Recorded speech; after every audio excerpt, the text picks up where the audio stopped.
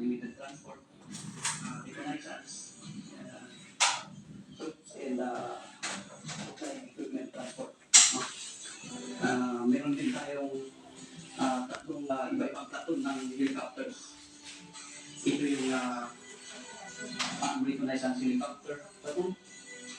Meron tayong air assault helicopter platoon at saka medical helicopter platoon na literal ito ay bumuuin isang batalyon para mag-provide kapayas niya walay PCC ulo GCT literal boy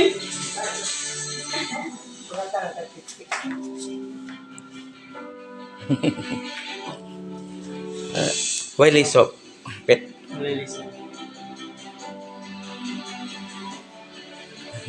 video na mas no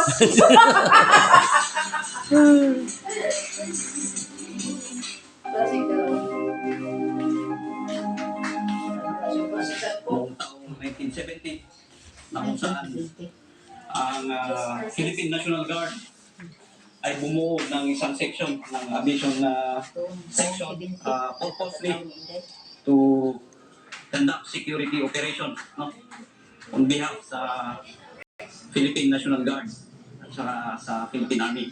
Itong aviation service section na to nag-evolve ito into battalion hanggang sa naging nucleus ito ng Philippine Air Force. Nana sampol? Wala pa man. Nag-picture ka? Wala. Video. Nag-live ka? Wala.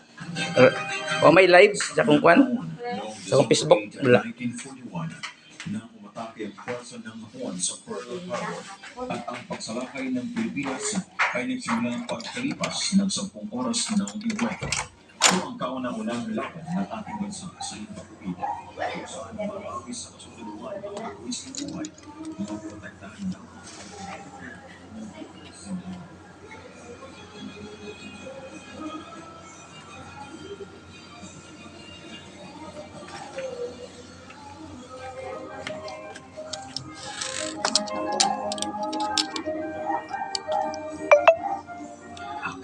noong World War II, ito ay tumiwalay sa Philippine Army.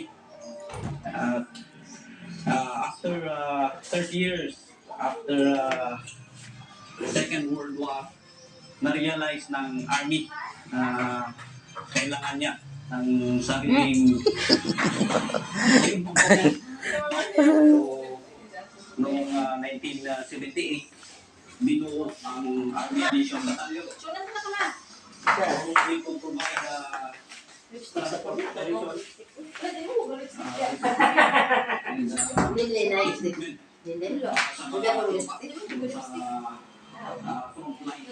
In 1986, nag-organize ng isang kumpanya.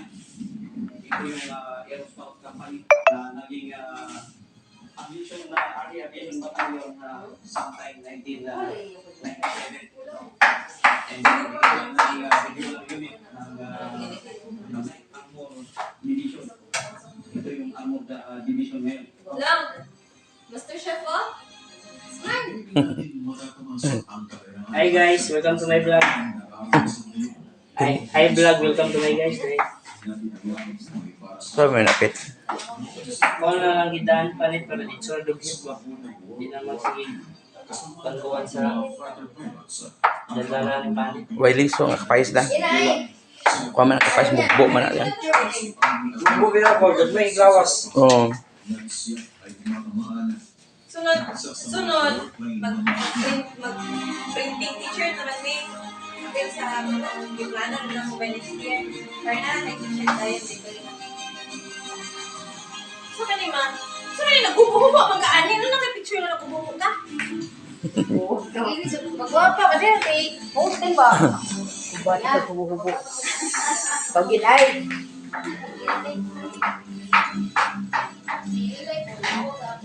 Ako ba yung uy? Sige na. Ganda ko ba kayo?